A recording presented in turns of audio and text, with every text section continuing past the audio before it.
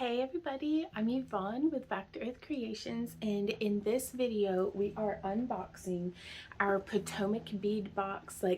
Thank you to our sponsors, Potomac Beads. I know it's a little late in the month. There were some complications in getting my box to me, but we've got it and we're unboxing it. So I want to show y'all what all is in there, as well as how to make this pendant and how I strung up using the beads that came in their treasure edition box. Now I also get their kit edition box, and I haven't gotten to delve into that one just yet, but keep an eye on our Instagram and stuff, because we'll be posting more progress pictures and different things that we've made from the boxes. But let's go ahead and get started, you guys. There are links if you guys are interested in going on this beading journey with me. There's links down in the video description where you can get your hands on your own Potomac bead box. But yeah, so let's go ahead and get started. Alrighty guys, so y'all gave me some excellent feedback on how to do an unboxing. So we are here today. How does this open? Oh, okay. So there's the bottom. Let me open it up. Ooh. Okay. Best bead box binder. This month your subscription box got an upgrade. Enjoy this best bead box binder to keep all your jewelry making essentials in one organized place. Punch holes in your patterns and extra paper to hang from the rings. Make notes to draw out additional designs while keeping your... Now that's cool. Okay. So, oh nice. That's a really good idea. Use the space below to start designing your next piece. Oh, that's cute. Okay. Don't eat. Let's see.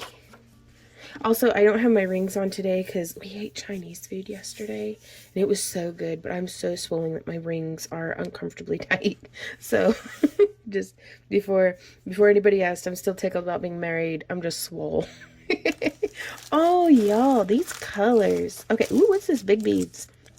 Large black oval. I wonder if they're glass or if they're ceramic. You know, what we'll do is we'll start looking at, I don't know, because part of me wants to look at the list first and part of me wants to rummage through the beads first. Oh, tweezers! Look at that! Oh, I could always use more tweezers, and those are like sharp tipped. I'm getting into these right now. Oh, now, look at those tiny sharp little tips. Oh my god, those are the finest tipped tweezers I have ever seen in my entire life. You guys, beep, beep, beep. Nothing is untweezable now. Okay, so there's that. Ooh, I'm loving the color scheme, especially on such a rainy day as this. This kind of stormy blues and greens and silvers and blacks are just beautiful. Okay, so these are really cool. I like that shape. So let's see if we can find the Potomac Pearls 4mm. I think that's these bad boys in moonstone toned. It's about the same exact color as a nail polish I have called Calypso, but I love it. And then glass Buddha beads. Oh, there you are. Hey, Buddha. Little Buddha beads. Okay, and they're drilled through this way. That's cool. Let's see. Miyoki seed beads, size 8. That's these. And then, oh, look at these. That's such a cool shape. Pi Duo in metallic sea blue. I'm going to continue grabbing them down the... Okay, these must be the size 11. Yep, semi-frosted pale blue. That's really pretty. Oh, and the color matches like perfect with the Buddha too. Okay, and then plated microfaceted seamless mirror rounds. I think, yep, those are these. Wow, those are very shiny, like little disco balls. Those would make really cute earrings too. Little disco ball earrings. Okay, the 5mm matte rounds. This looks like these. Yes, in Montana.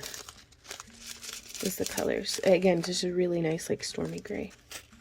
Okay, and then druzy agate beads in 6mm. Ooh, rummage for those. Where are those at? Oh, there's some lapis. Ah, oh, and they do have little druzies in them. Oh, that's so cool. Okay, so there's those. Now the crystal round beads in 2mm. I'm pretty sure that's these over here. And I think that's one of my new favorite sizes. It's just so pretty.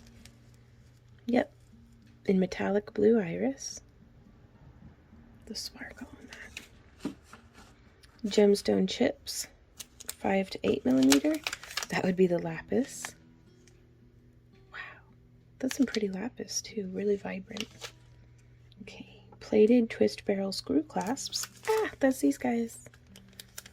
I'm interested to see how well they hold up through wear and tear, like how they oxidize and stuff. Then large oval beads. That must be these guys, which we might do a little wire wrap. Yes, we're gonna have to do a wire wrap with this. I'm thinking my inclination is to want to do an antique copper wrap, but I may, since they gave us silver components, we may stick to silver and just do a silver wrap. But I have a design that I'd like to wrap these and just make like some necklaces. Okay. Long bicone beads. That's these. Star beads. Because I'm going to challenge myself with the box this month to see how much jewelry I can get made using, mostly just these items. I'm still going to supplement with a little bit of what I already have in my stash, but I want to see, with these as the beads, how much can I get made? For like, and to quantify it in how much sellable inventory for my booth can I make from this box, because that's going to help me figure out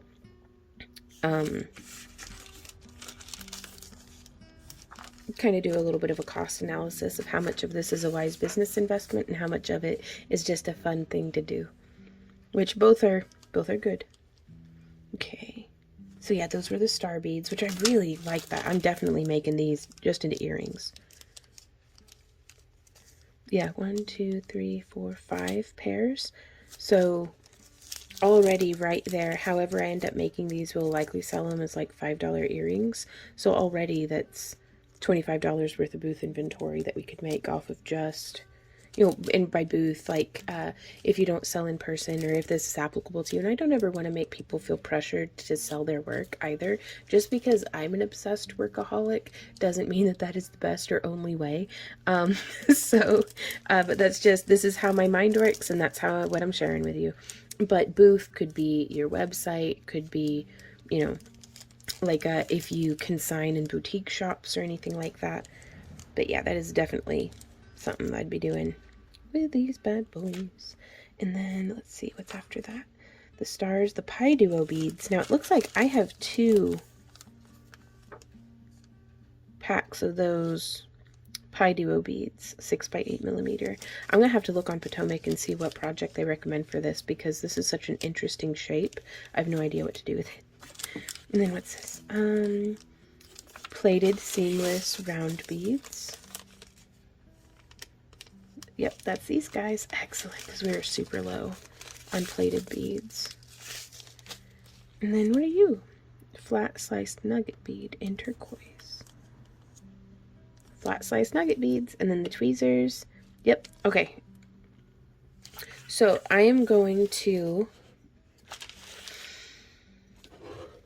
consult with my coffee and meet you guys back here to figure out what it is we're gonna do with all these pretty beads, you guys. Alrighty guys, so I did a little bit of playing around with some wire and one of the large black ovals that came in our Potomac treasure box, and I like these because they're drilled through like long a ways, but they're not super dummy thick, and that's a lot of them that I've gotten, just purchasing online from other places, have been like a little too thick to be able to comfortably wear. And I really like this for, I may have linked down in the video description, also maybe up here on the screen as well. a video, one of our older videos, of how to do kind of this style of wrap, but I'm going to do a little bit different of a bezel on this one. So with this one, we started with a 16 gauge and came up and through all around there, like around through there, and then these two wires are 18 gauge. And I'm gonna do our next a little bit different with how this wire gets finished off, and then but we are still going to be using the 16 gauge as well as the 18 gauge. So let me go ahead and get that pulled out. And we're only going to be using, and of course this would depend on, you know, the size of your stone. If you're working, you know, and you don't have a Potomac bead box or something, or if you want to do this with more than just that one design. So I'm going to snip, because I like having a little bit extra, 8 inches of our 16 gauge. And then I'm going to have at least that much, you know, so 8 inches again of the 18 gauge. Sorry, I'm trying to do, when I was a kid, my dad would be like, one toy up, and I was never good at it. And I'm still, as an adult, trying to make my ancestors proud, and just put things away, and I'm still no good at it, but I'm trying. So what can be a little tricky here is getting the shaping to be just so around the stone, because something I started doing in a recent previous tutorial, if you're watching this at the time of the video's release, but if not, it was just around about the same time, I've started using my clay cutters to shape my wire around. And so I'm just finding the clay cutter that has the closest shape to our bead, and that's going to be what I shape our wire.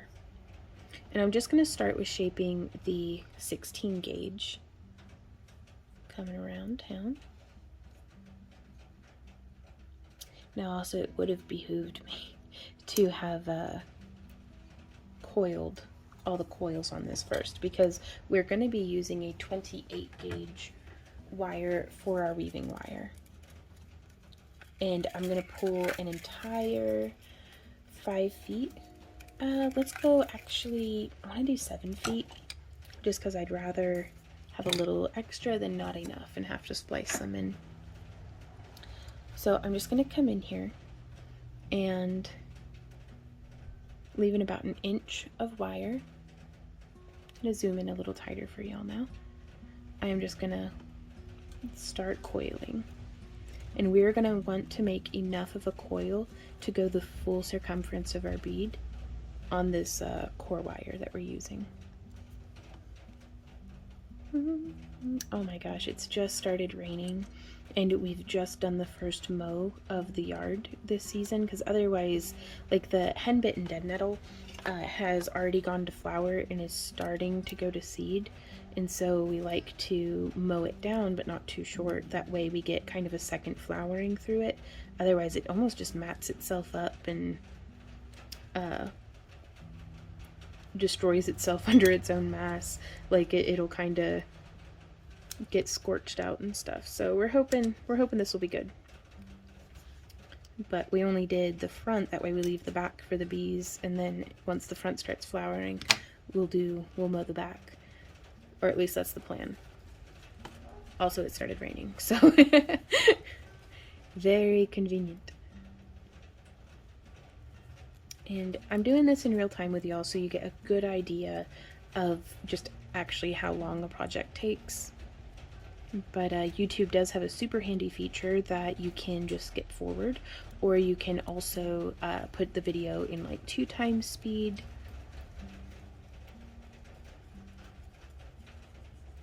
And I am trying to get those coils nice and next to each other, but you can kind of just smush a bit as well, because I don't actually want the tightest coiling possible right now, because whenever we start adding in the woven pattern, it'll be really nice that this isn't quite so tightly shoulder to shoulder wrapped.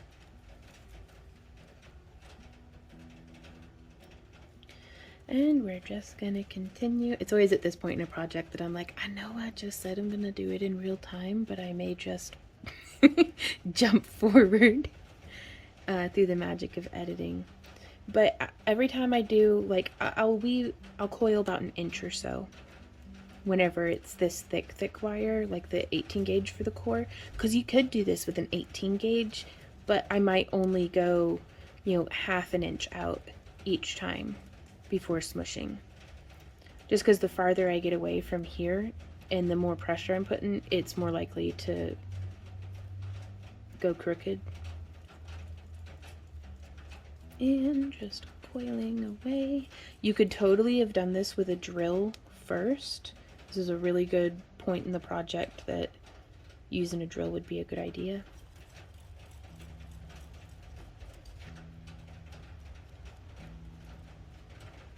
And so we're actually going to do the full, like if you've measured and you're very meticulous, we're going to do the full circumference around our bead as well as an additional inch on each side. So you'll want your circumference plus 2 inches worth of coiling.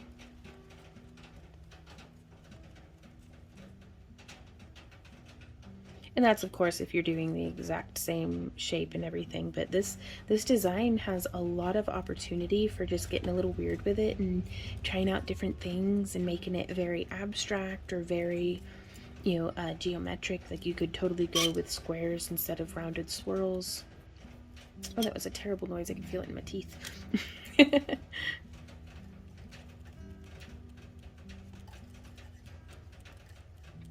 And just coiling.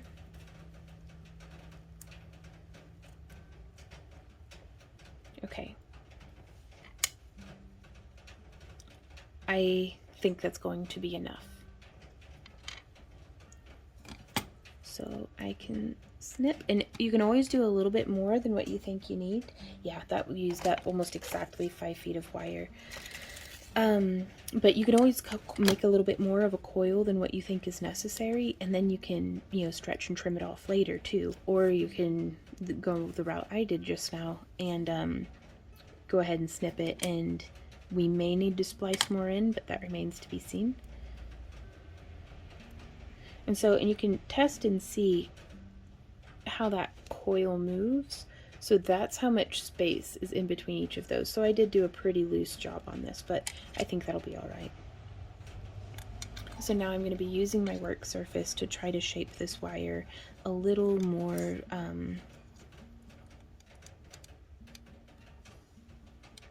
so I realize it's probably not super visible, but I'm just trying to overbend it. There we go. Just getting that wire secured around.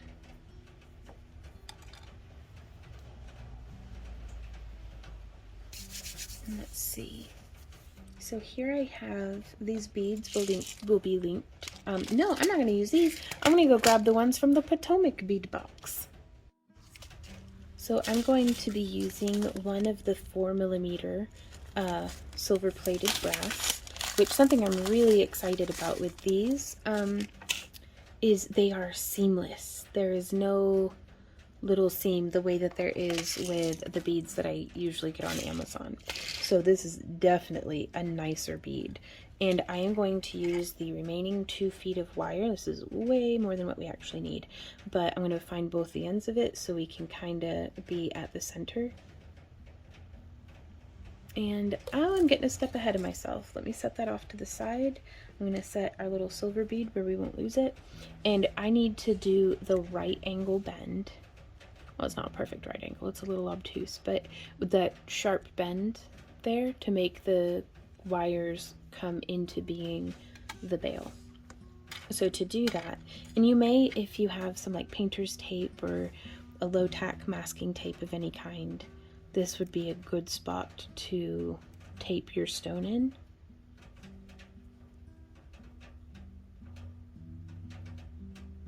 And then we will find our flat nose pliers. And I'd always rather give myself a little bit of space than have it too tight, especially in a design like this. And I'll show you how I mean in just a sec. So we've got that one, and then we can bend this side in, and I'm going to grip and then I'm going to give it a bend. I'm just going to straighten that wire a little bit.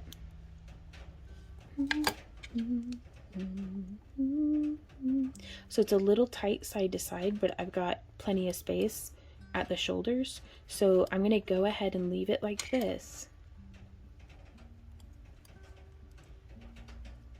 And I'm going to try to straighten these wires just a little bit more, because I do want them to come parallel and act like they get along. So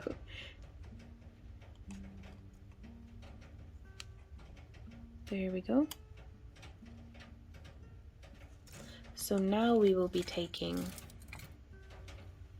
the remaining 2 feet of our 26 gauge wire, or 28 gauge, I'm sorry, and we're going to string on our 4mm bead. You could also use a glass bead or a gemstone or anything like that. And I'm going to put it around our bail.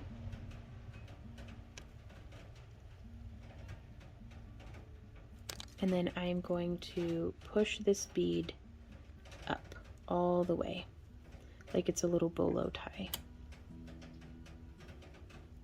And then these 2 wires are going to get threaded through our bead, and you can, it's a nice opportunity to check one way and then the other to see if there's a side that you prefer.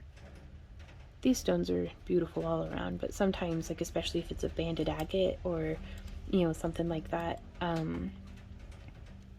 sometimes there might be one side that's more visually interesting to you than the other.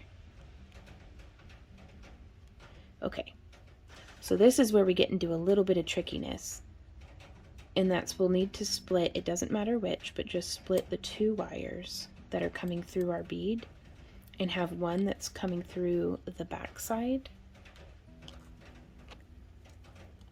and one that's coming to the front. Because on this one, I had done them both coming through the front, and then one side didn't want to nestle into the coiling the way that I'm fixing to show y'all.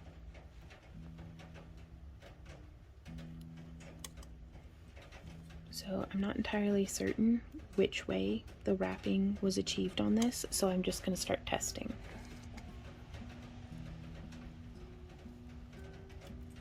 And the way that I test it is I just do a full loop, and then I see if it all gets hidden,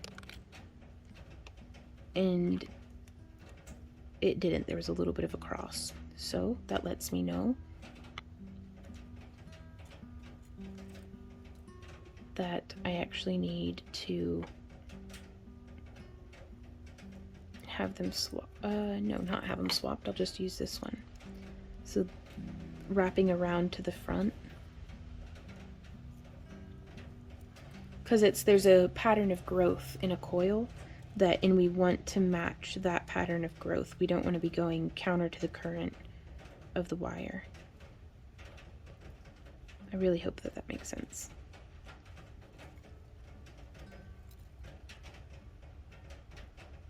Okay, so now we have it going in the correct direction, and I'm just going to do like 10 repetitions on each side, and that's to really lock in this wire. So that was 2, threading through, and there's 3,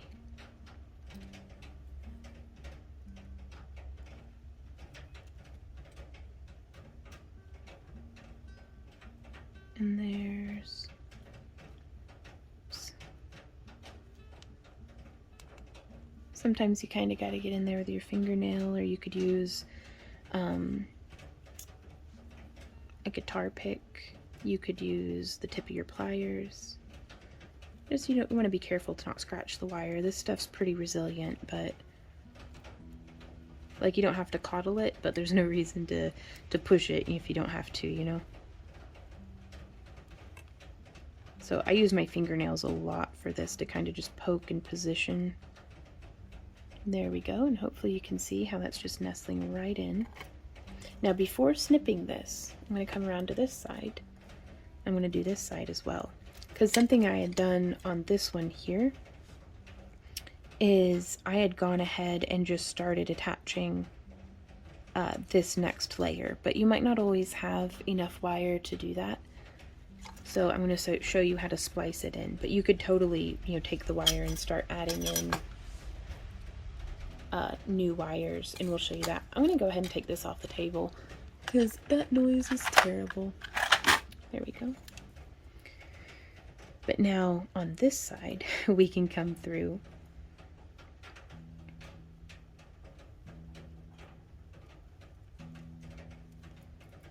and I'm just doing little whip stitches. There we go. Oh, don't mean to wander out of frame.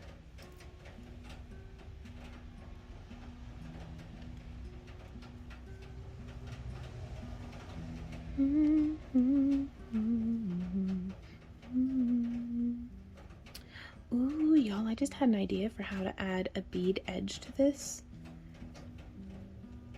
That's part of the fun part too, is I normally don't have, you know, a whole lot of fresh beads that are all color coordinated together. But I think we're gonna add a little, I'm gonna show y'all how to add a little bead edge to this wire weaving that I think will really help to tie in your wire wrapping and bead weaving or beadwork together. So if you did like a tubular, like a tube style stitch or something for the necklace of this, that'd be pretty neat. Now, I like it being a little narrow in the shoulder because that's how we can keep it from spinning. And what I've done is I've just, once all of our wires are secure, I come onto the back, and you can put it face down on the table, and I'm just squeezing, bringing those sides in to where they're sitting on the back of the stone like that. It's a little too tight. There you go. And you can adjust it and just smush as necessary.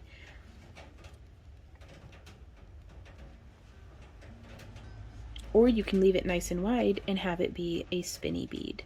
Those are always fun as well. Okay, so now from here, we are going to snip and snip. Oh, let me zoom back out. So I've just snipped as close as I can, and then I'm just going to smush those ends down with my pliers. And I do like being able to just turn the stone out of the way.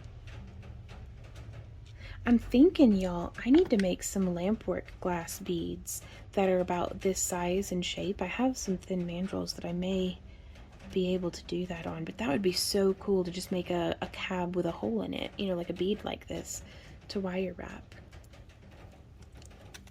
Sorry, I started doing torch work again, and like I'm trying to maintain doing it like once every 2 weeks. I have to fit in a session on my torch, otherwise I get sad.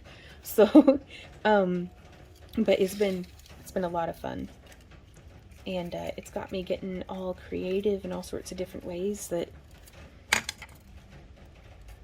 I just haven't been, and I dig it. Like it feels good. I love it. Okay, let me go grab some beads. Alrighty guys, so I have some of the 2mm metallic blue iris crystal round beads. And it says that, but they are kind of faceted, but I guess that's like a bead term, I don't know. And then these are the 11-aught Miyoki seed beads in semi-frosted pale blue. That came in this month's treasure box. And I am threading on one of the pale blue, and then one of the metallic iris, and then one of the pale blue onto, this is another 5 feet of 28 gauge wire. And where did my other bead go? There it is. Okay, so those are threaded on there and brought to the center of our wire. And then I'm going to grab one of our 18 gauge, and I'm just holding the beads in my fingers. And then towards one of the ends of our 18 gauge, I'm just going to go 1, 2, 3, 4, 5. And you can see I still have, there's those beads just held under my fingers, and that let my wire travel. And then I'm going to slide them down. And then going in, this is going to be our bottom center So instead of it going around the wire like that, I'm going to have it go on the same side of the wire, and I'm only doing this for the one in the front and center. So just pushing those beads together, and then I'm going to go 1, 2, 3, 4, 5, and then I'm going to squish it. And I don't want it too squished, but if you want to tighten it up with the beads in there, I'm just holding on to the beads very loosely and then gripping the coil with my pliers and just cinching that down a little bit more. Okay. So that's how that is looking. And now we can add in our second 18 gauge wire.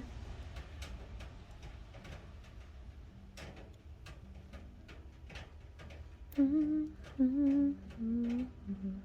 we go.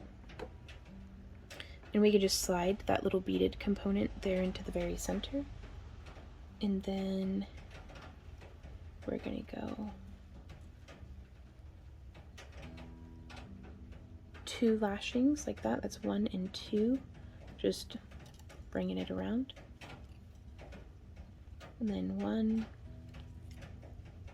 2, and we're going to stop right there. So that's what that's looking like. We did the 5 coils, and then 2 to transfer us over to the new wire, and then 2. And I'm going to turn this, and y'all, these beads are making me so nervous because I was like, nah, they'll be fine. Instead of going and grabbing one of the little beading mats that I have. And so, okay, I couldn't think with them right there. I was like, oh, I'm going to make a mess. I just know it. So right here, you can see we're coming around. There's 1, 2, at least hopefully you can see. And then 1 and 2. So now we need to kind of shape this wire. And so I'm just going to use my finger and thumb and just start to gradually curve it because we want it to fit our cap here. Oh, and that seems to be working pretty well. So now I'm just going to pass this wire through here on the right.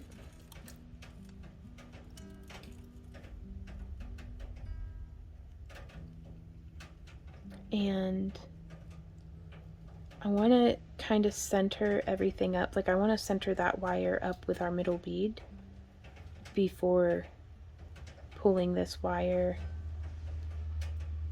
so that it nestles in between those other coils. So that's technically stitch 3 in this pattern. And then 4 and 5. And the reason why I'm counting it all weird like that is we don't necessarily do that binding stitch every single time. I kind of like to do it every, like 2 or 3. I'll do a little jump over stitch. Like here you can see we did 1, 2, 3 repetitions of the pattern and then a binding. Then 1, 2, 3 repetitions and a bind. 1, 2, 3 and a bind. Then 1, 2, and then that's where we bound off. And I'm really excited to show you guys that little bind off method because I think it's tight. Like it is cool. Like literally it's snug. Okay, so now we're coming around town and we're going to get in here and we're going to press this wire through to the back, hooking my finger through and pulling it. And we can kind of smush things. This is an opportunity to help us control the tension of our wire as well. So I'm kind of smushing that all over nice and snug and then snugging that into the other coils. So I'm going to get these wires positioned in a way that's a little more, a little easier to wrap around. So there's 4 and 5. And again, the reason why I count it like that is because on all the other repetitions, it'll be 2 binding them both together, and then 5, and then 2, and then 5. And so that helps me keep the 5 stitch spacing. And then there's 1 and 2. And then 1 2, 3, 4, and 5. And then 1 and 2 around both. And you can expand on this concept. Oh no, I totally forgot to do. I was just supposed to do a little beaded, like I'm trying to do like a little beaded edge. So this is what we would be doing if we didn't have a beaded edge.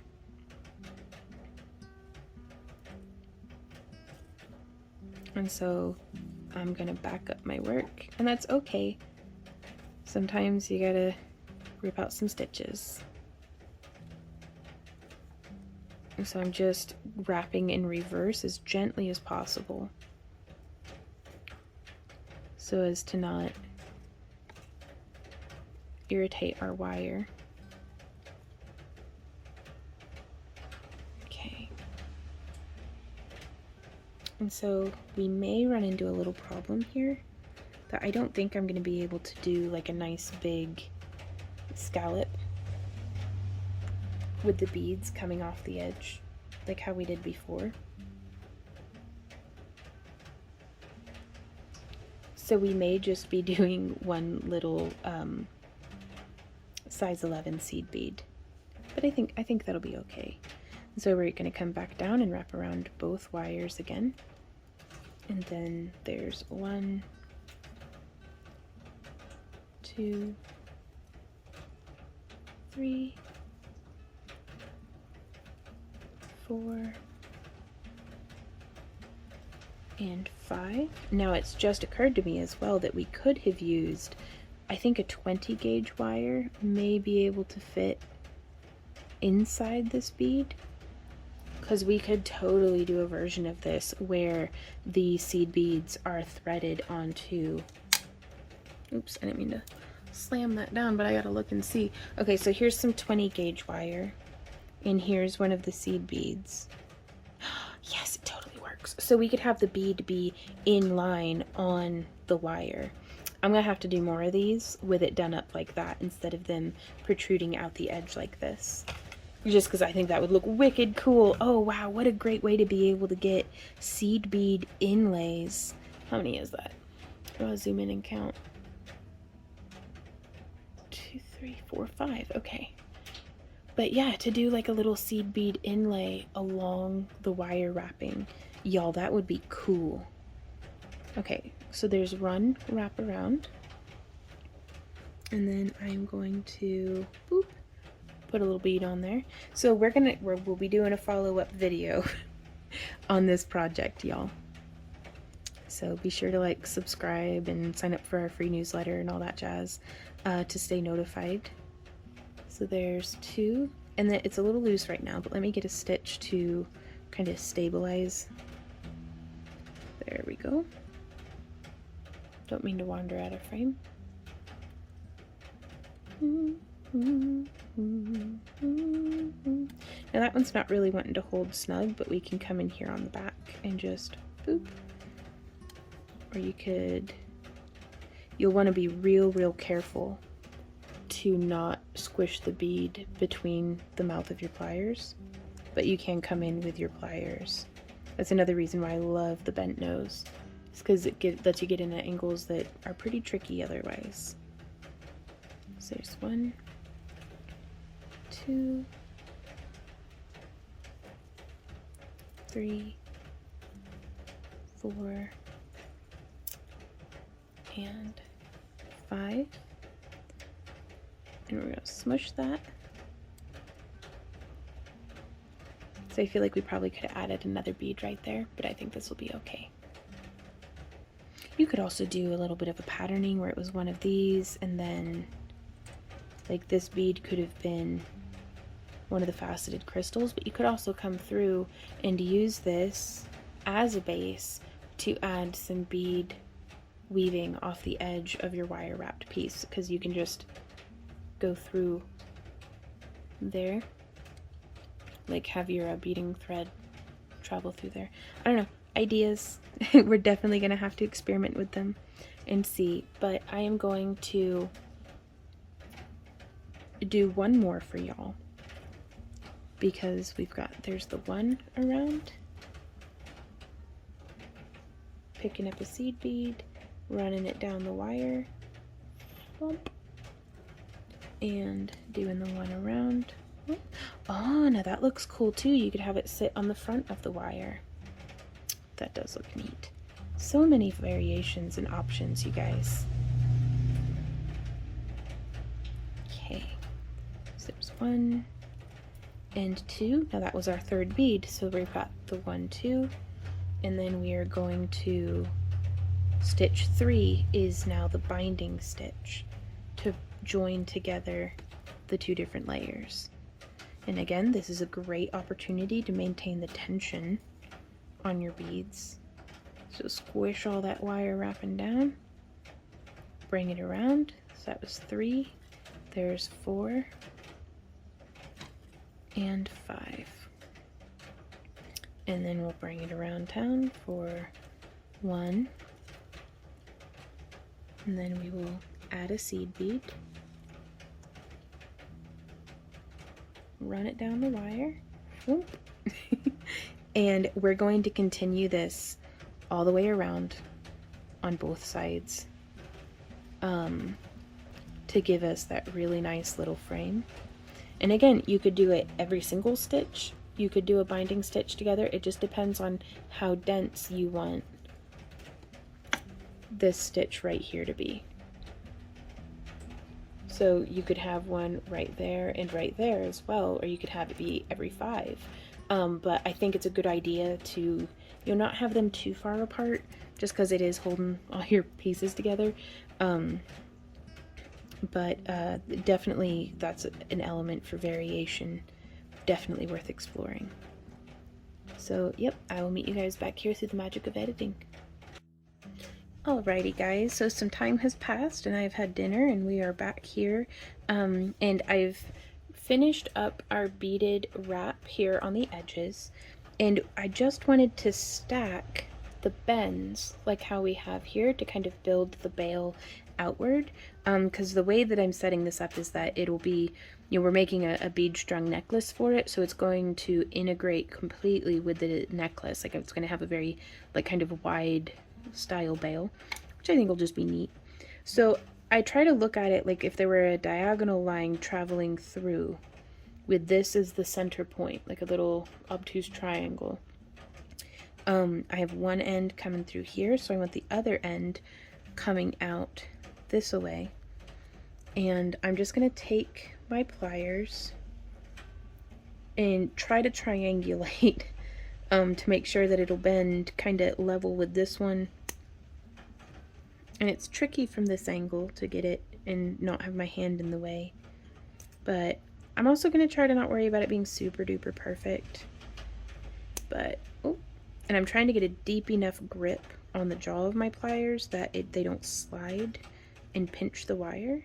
So there's our bend, and I'm starting with the outermost one first, and that way I can come in and grasp this center wire. There we go.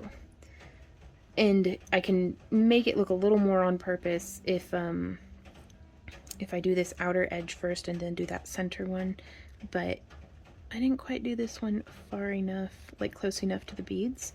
So I'm actually going to get in here and bend it, and this time it's towards the back so I can actually get my pliers in from an angle that I like working at. So there we are, and bend. Very cool. And so basically the gist of it is I just want to get all of the wires pointing and growing in that direction. Now I've continued the pattern as best I can. It's not perfectly symmetrical, but we can deal. So I'm going to come through here. I did my 2 wraps.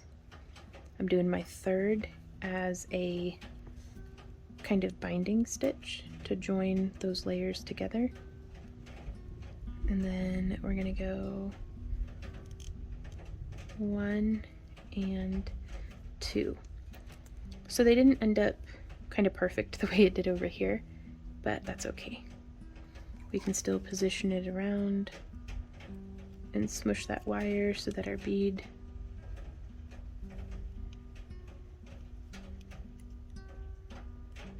stays nice and flat. I'm actually using the pliers pressed against, using my thumb as a pad to pinch that down so that that bead sits nicely without risking crunching the bead. And so let's see, identifying which wire it is that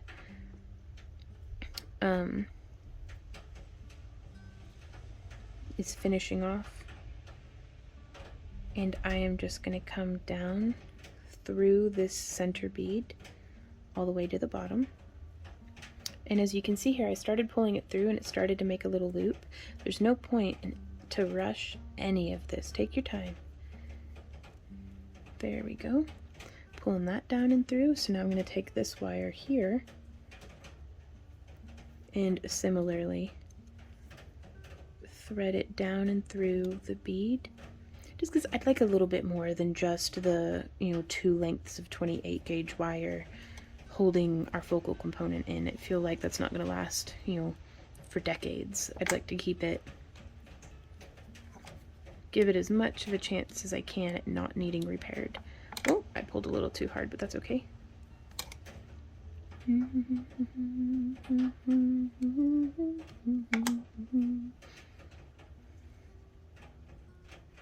Trying to see which wires. Okay, this one's the one that I need to pull on a little more.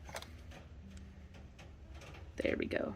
And that gives us an opportunity to keep this kind of nice and centered.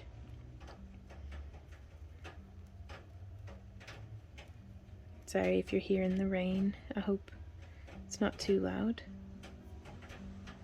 And so again, we're gonna stitch these wires in just a bit. We could probably do just 3 to 5 repetitions. Again, trying to make sure that it's nestling in between the other wires in the coil. And if it's not nestling, that is not the end of the world. It's just not going to get you as tidy of a result. And sometimes on pieces like this, it's kind of fun to challenge yourself and see, how meticulous can you get it.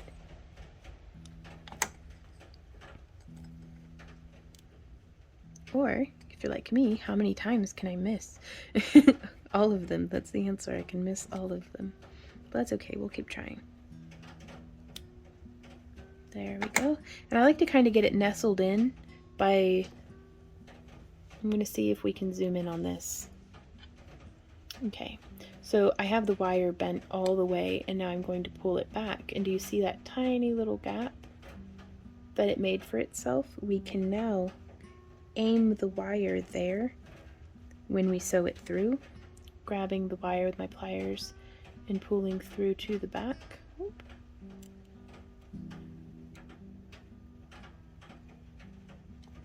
And that didn't really do what I wanted it to, but we can nudge it with our fingernail and then it nestles right down and in. And I think that's pretty cool. Now, something that I had not considered is you can see where it's pushing this wire right there.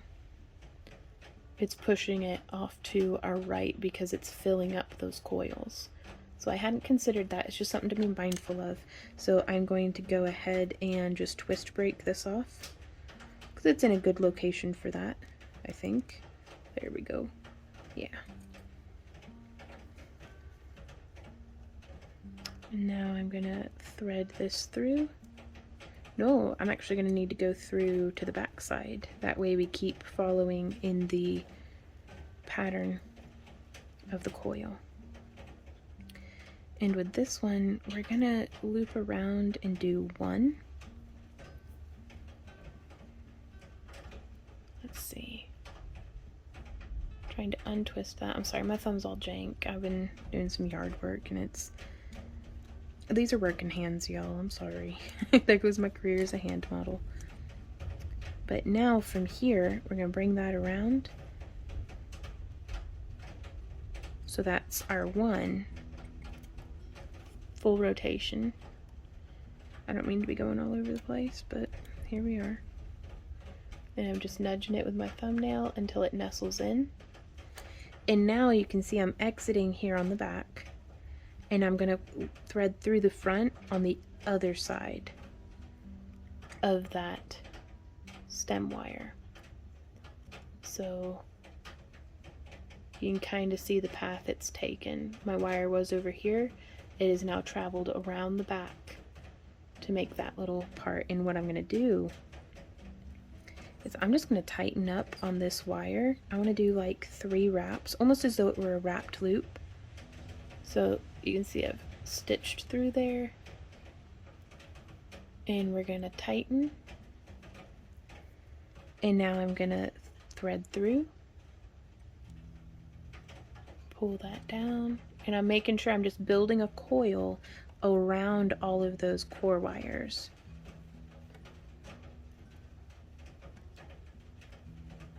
And I'm gonna thread that around. There's 2. I'd like to get a 3rd if we can. Threading through.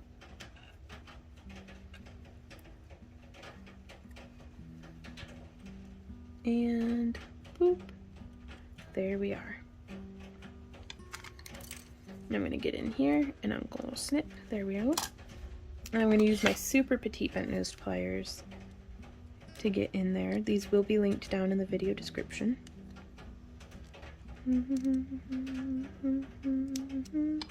Just making sure there's no little pokey bits. There we are. Let's zoom back out so I stop wandering out of frame. And so from here, you could finish this with whatever style of bail that you like, but I wanted to take some of the elements of this one here. We're gonna do this kind of curled bind off on the sides, but then here, instead of this spiral, I want to have the wire come up and kind of come around and back. So I'm gonna start with that one, and we're gonna use this on not a stick mandrel. I need something a little bit thinner. We have a coiling gizmo, and since we're going to be threading this onto a necklace that's just like going to be strung with like 42 or 49 strand, I can't remember, but it's going to be strung with beading wire or beading cable, I think is another term for it. So I'm taking not our 16 gauge there in the center that has the coils on it, and not our outermost 18, but that middle wire. And I'm going to take it, and I'm just holding this coiling gizmo mandrel. This would be another opportunity to use some tape. And I'm actually going to, let's just bend with our flat nose pliers first to lock down where we want that bend to happen. So I'm going to flip it and grab it. And then I'm going to bend it. Yep. Man, how am I that bad at missing the mark? Like, look at that. Ah. So whenever this happens, what I'm going to do is I'm going to rebend the longer one.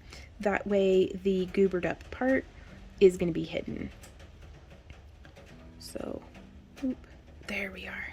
Okay. Now they're not perfect. Harumph, I say. I should have marked it with like a marker or something. Like a Sharpie. Let's try one more time. Boop. Close enough.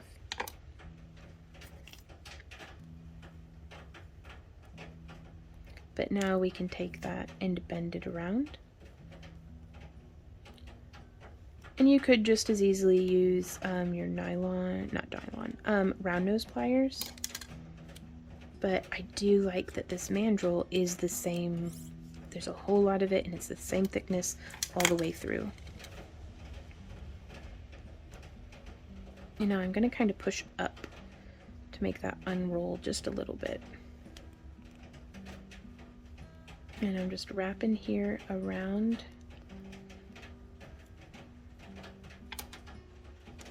the mandrel.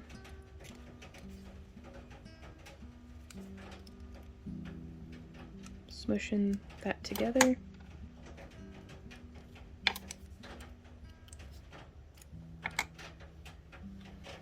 And now we can take a look at that. I think that's pretty cool.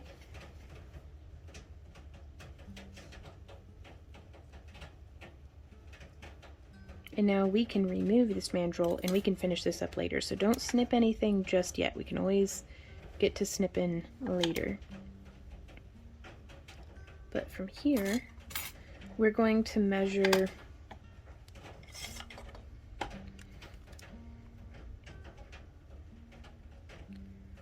from the top of our bead.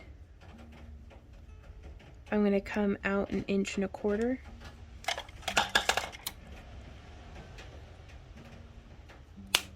Not sure what that is in chicken nuggets. Probably, let's see. It looks like it is 30 millimeters maybe. Pretty close to 30 millimeters.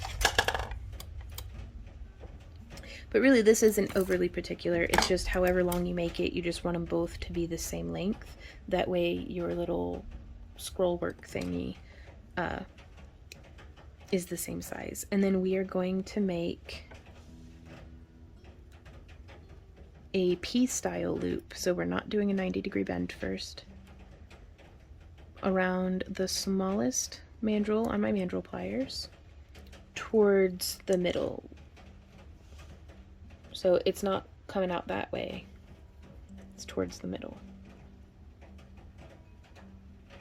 And I do like these mandrel pliers too because you can grab anywhere along that length. It doesn't have to be, you know, as close to the tip of the pliers as possible. So it can help with grip if you're having trouble with your round nose pliers slipping while making loops like this. Okay. And I'm also using that little loop as an opportunity to control the tension so that our springs stay the same length. And now I'm going to insert,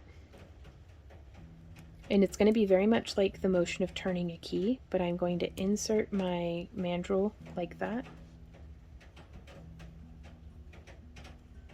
And I'm actually going to bend these very slightly just out of the way. But I'm holding my mandrel pliers like this, and I'm bending around. Uh-oh. I didn't quite make them long enough, I don't think. Uh-oh. That's okay, we'll figure it out.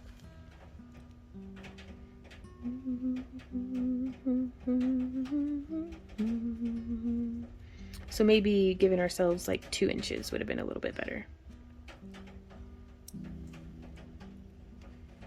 So I'm just inserting and then coming around and then just kind of squishing it just a bit, or trying to. Okay, I'm going to bring this wire around to the front. Oh, that got some interesting twists and stuff in it that I did not intend. That's okay, sometimes these things happen.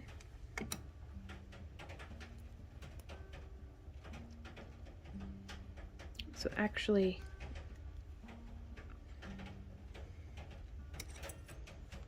just smushing my pliers in and bringing that, just kind of manipulating the shape.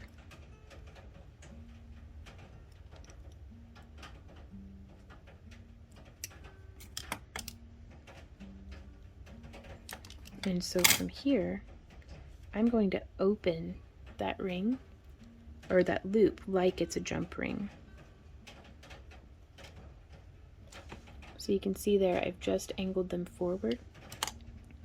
And then from here, I'm going to bend this 18 gauge wire around, just to make a little loop.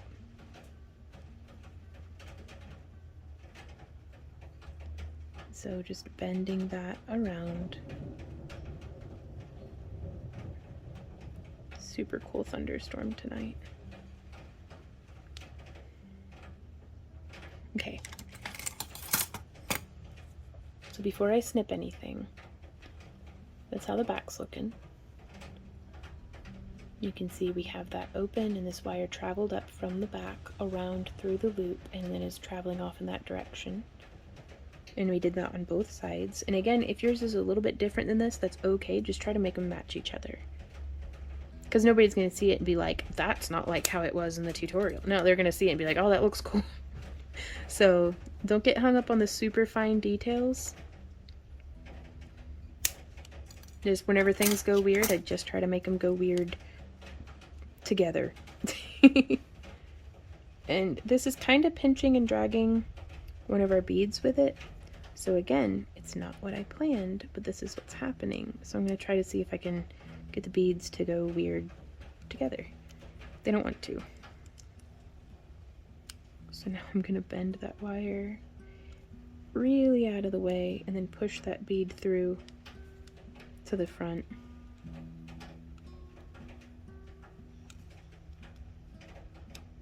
Or try to. I don't want to break anything, but I really want it. Let's test it and see how far we can push it. Because if it's not very far, I'd rather that be on my piece than on your piece. You can see it's just getting caught on, it looks like this wire. There we go. Okay. I've got it around to the front.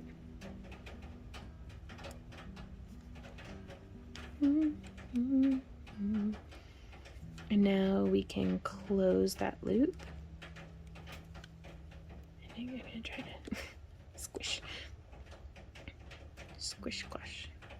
So maybe we didn't need to put a bead right there on both sides, but at least, again, it's weird together.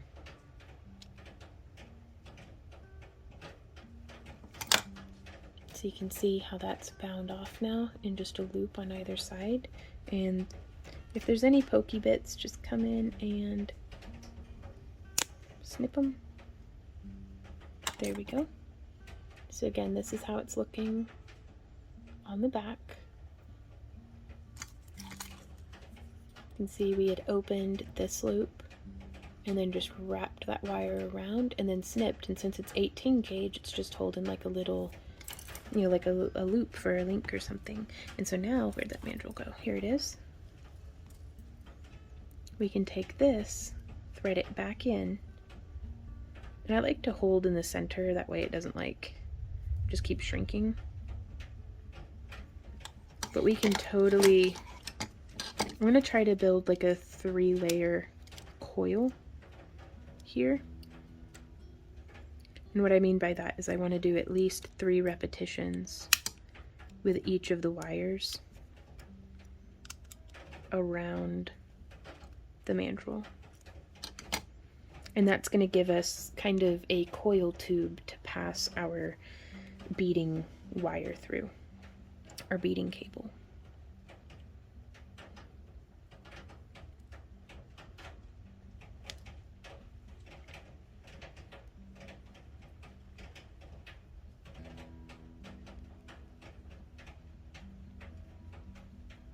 And I would like the ends to finish towards the front, because we'll kind of keep them hidden behind the rest of this bail. How many did we do? It looks like we did 4. Ooh, and you can see it just kept coiling. It just cinched it right on down to the base, which that's not what I had planned, but again, it'll be all right. A 20 gauge wire, I think, would have been a lot more accommodating of this. Okay, so yeah, we're gonna stop at 4, but I want to snip just right there. You can see, just snipped. That way that wire is towards the front, and on this side, I'd like to compress or bring it in just a little bit more to keep that coil nice and tight and stacked. So we can fit our pliers in and, or not pliers, wire snips, sorry. Okay. Now we're just going to remove that mandrel. You can come in and squish that little coil. Squish that coil. Actually, if we're going to be doing any coil squishing, it's got to be on the mandrel or we're going to lose our shaping. And it just gives us nothing to resist against, whereas when that mandrel's in there, you see how much easier that went? So sometimes Nobody's gonna be like, oh, you took your mandrel out and then put your mandrel back in. What kind of wire wrapper are you? It's like, that's ridiculous. So like, don't stress it. Like, just, you know, even if you have to pick up the tools like what feels like a million times, you're getting it done. You're doing the thing. Okay. So now for me, the next tricky part that I feel is kind of tricky is do you see how much, like, what is this, lateral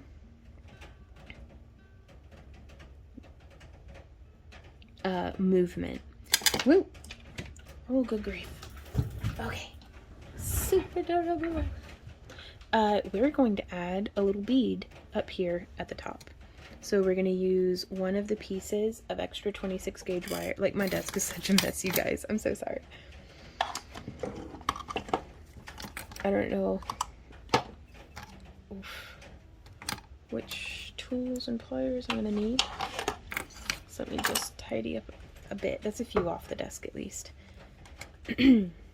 So I'm going to take one of the size 11. We're going to repeat the motif that we did down here at the bottom. So one of the size 11, one of the faceted metallic blue iris, and another size 11. And this is a, how much wire is here? This is a 10-inch piece of wire of the 28 gauge.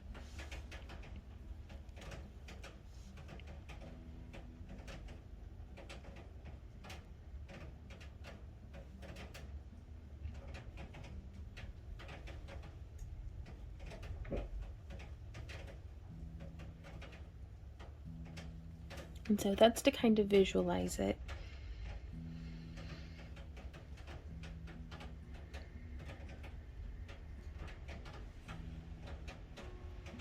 So now we're going to come through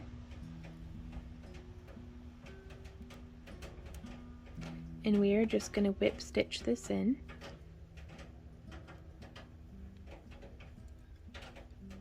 Making sure that it's, I mean, you pick one way and try it, and if it works, then woo, you got lucky, and if it doesn't work, then only go like 2 or 3 stitches in, back it up, and try from the other direction. But we want to be nestling in between the wires here. And this is actually doing a pretty decent job of capturing how that looks.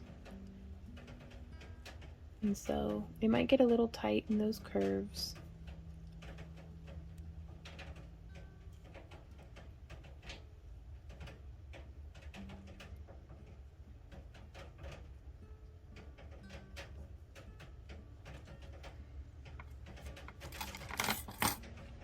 And since this kind of those arches aren't going to be bearing any of the weight from the necklace, so we only need to do like 5 wraps.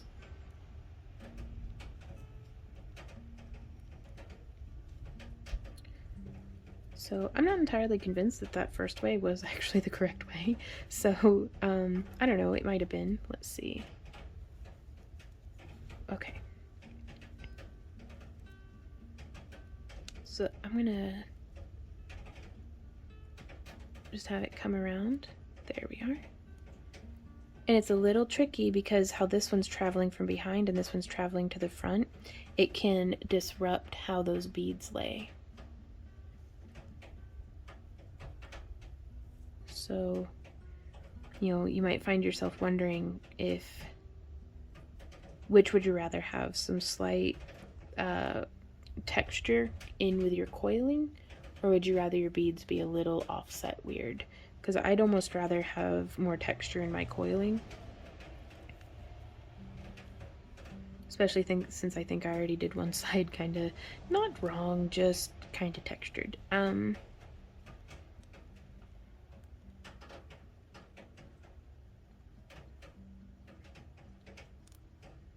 so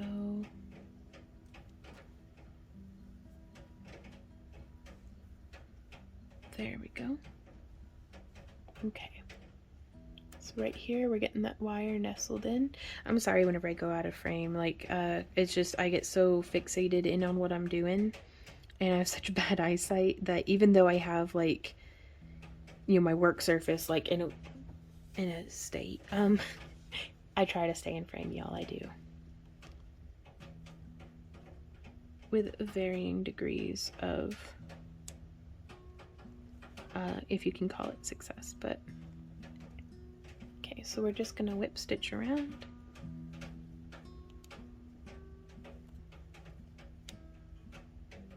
Yeah, and that's given us a good bit of texture. I guess I did do it correctly the first time. And I changed my mind. I'd rather not have bumpy overlaid wire because we can smush the beads into alignment, is the theory. So now we're coming back through. Did I just do it the same way again? Oh, what is happening? Yes, okay, I did it correct. There we go. All of this stuff is easier said than done, y'all. All of it. Okay, so now there's, I think that was 2. We're gonna come through for 3. Let's see, how did that nestle in?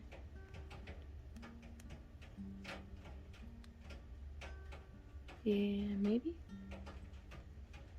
Ooh, there we go.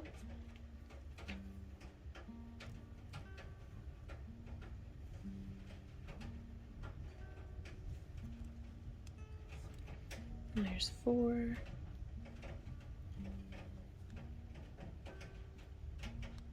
5. Like you can almost feel the click of it nestling in the piece that you're holding while you work. There we go. I'm going to go ahead and snip that, but I'm snipping with quite a bit of excess because now we're going to be taking it and smushing around, just kind of burnishing it down with our bent nose pliers or whatever pliers you like to use. Feeling for a pokey bit, it's all good.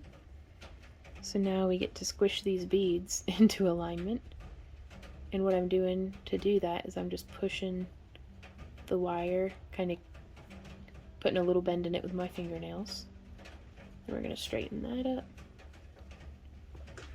And we can squish the sides in just a little. And that is how we made the focal point. And you could leave it like this. You could have made these large enough to accommodate a chain, and you can thread a chain through it, but we are going to be making a bead strung necklace. So let's go over and do that. Okay, so we have our necklace set up here, and I'm going to do this in what we call one of our mullet style necklaces, where it is beading in the front and then chain in the back. And the reason why I do this is because this piece is going to be for sale in our booth, and so I don't know what final length our customer will, like whoever, if somebody wants to take this home with them, I don't know what length they're going to want it to be. So I make my necklaces to a minimum of like 16 inches. And so I've cut enough of this Potomac bead nylon coated stainless steel, it's beading cable, and I'm going to go ahead and crimp off one end, but let me go find the jump rings for this. Okay, so these are 18 gauge 1/8 inch rings from Chainmail Joe. All the tools and materials that we're using are listed down in the video description, as well as a link to where, if you are interested in going on this beading journey with us, you can get your own Potomac Bead Box.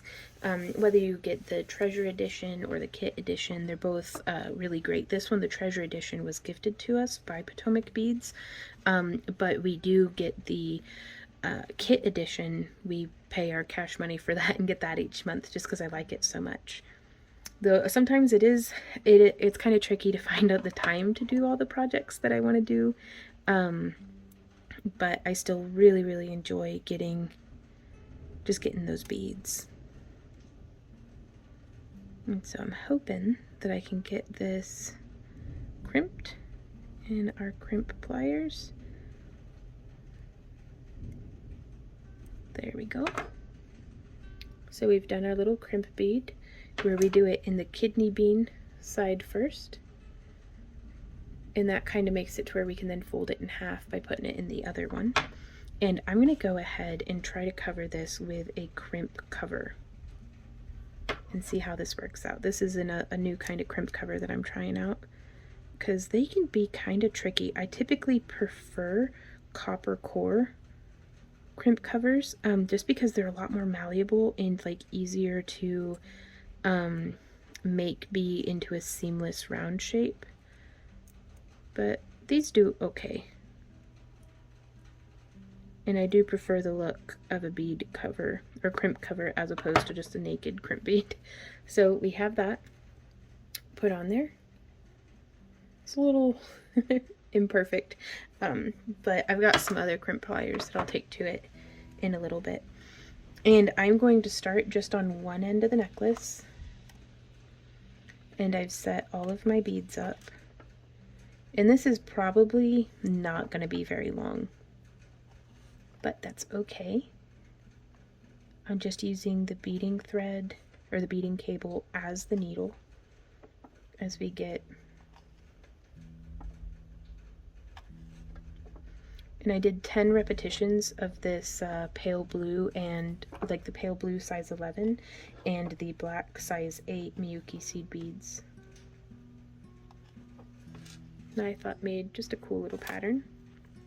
And then as we slide that down, I'm going to make sure to capture the tail of our beading cable.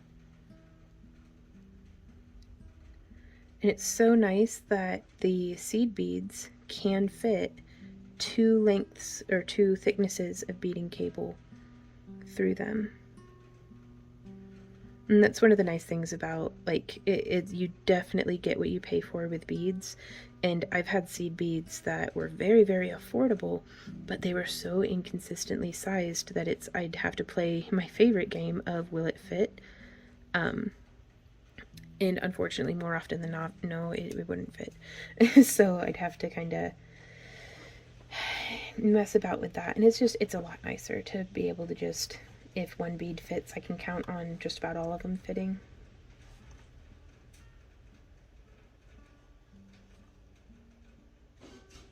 So I think, oh, here comes a doggy. Well, hey, Millie, what's up? No, you can't chew on your rawhide in here. Oh, she gonna anyways. She just came running down and then stuck her little rawhide around. Oh, honey, that sounds gross.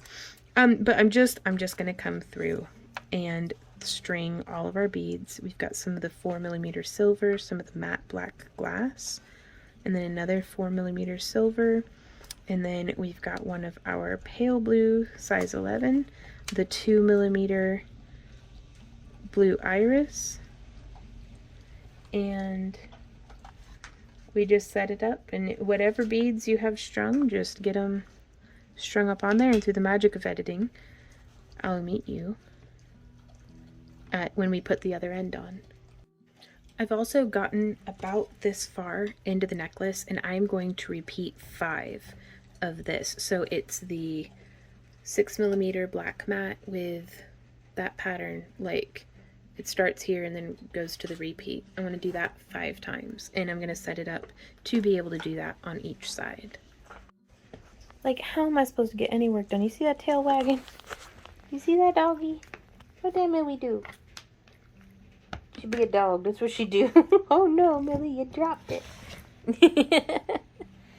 You gonna get it? Yeah, you're gonna get it. Oh my goodness. It's hard to get any work done with a puppy in the house. Hey, baby girl. Yeah.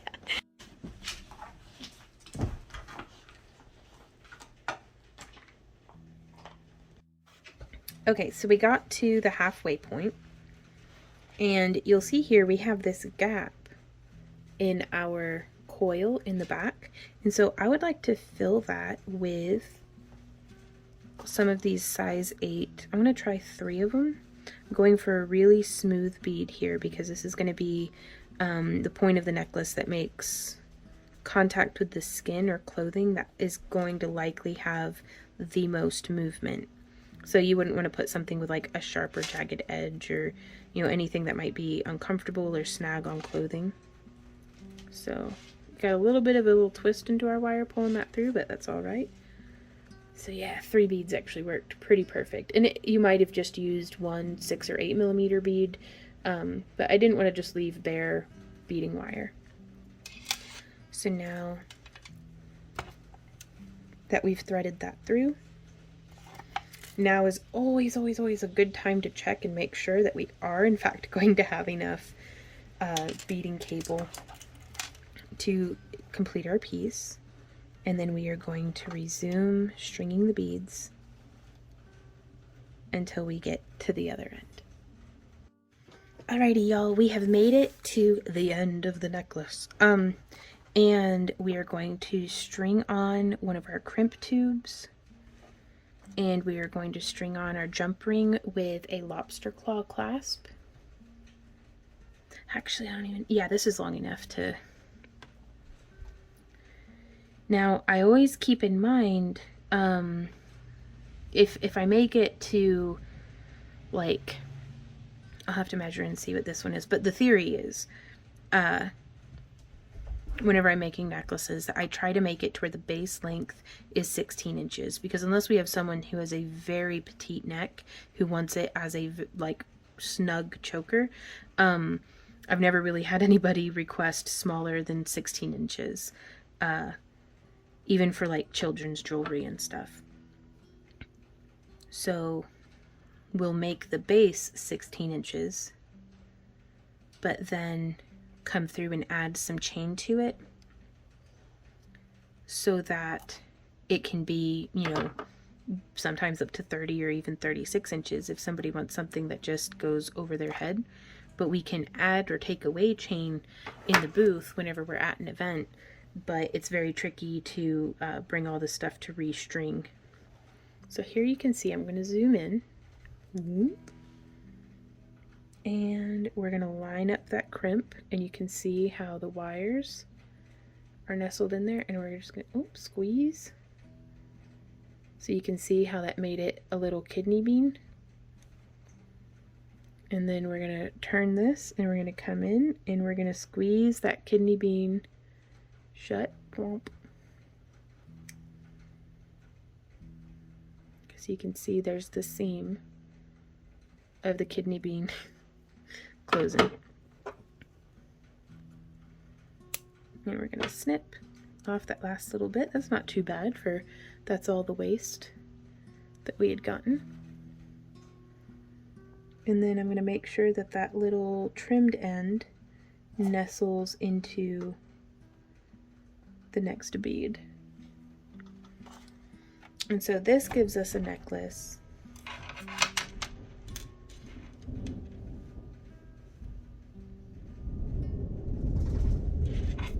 that's some pretty serious thunder.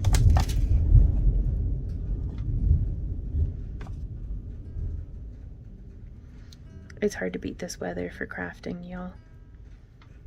Only thing that would make me happier would be a pot of tea or something to go along with it.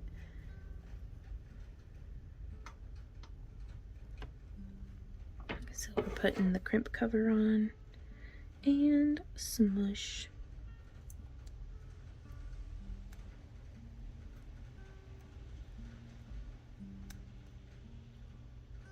I like to use the round side of my crimp pliers to kind of cup that into, really encourage that bead into a round shape, especially focusing on the seam.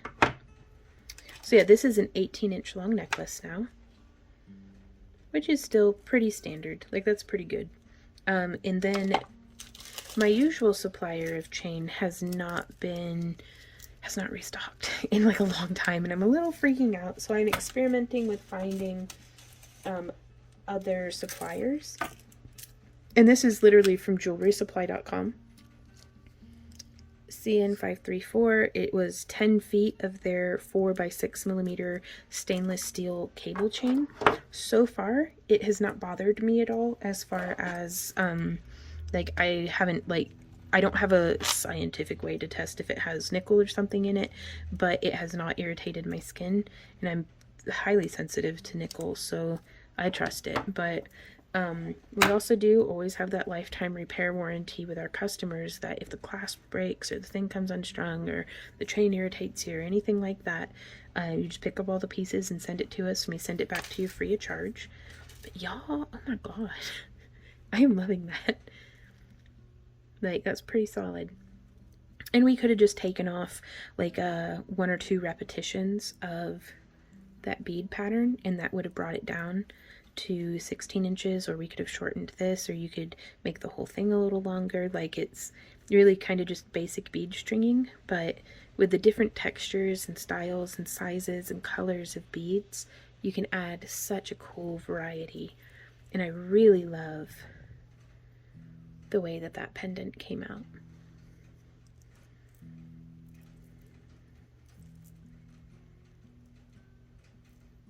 Could be reversible too. Yeah, I'm definitely gonna have to make some of my own cabochons on my torch with a hole through them.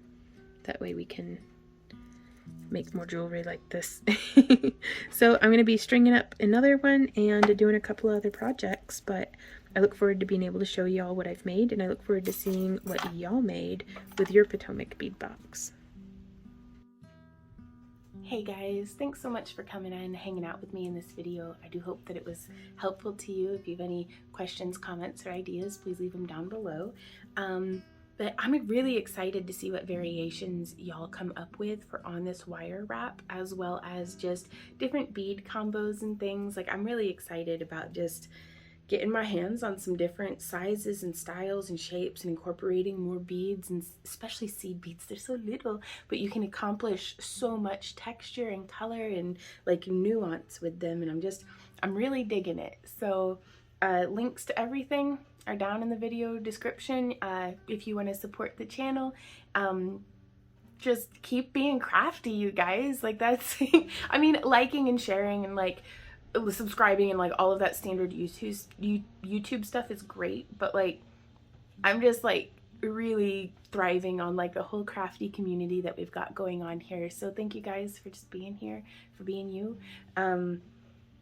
We'll see y'all next time. So thank you again to our sponsors, Potomac Beads, for this video, because y'all really are helping to get me kind of out of any sort of creative slump, or like, it's kind of the same beads I've been playing with for a decade. Like, I went hardcore into opalite and amethyst like year 1. So I've been kind of really enjoying doing my thing, but it's so much fun to get stuff that's like, ooh, I've never played with this color before. So thank you guys, and we will see y'all next time. So until then, happy crafting. Mwah! Bye.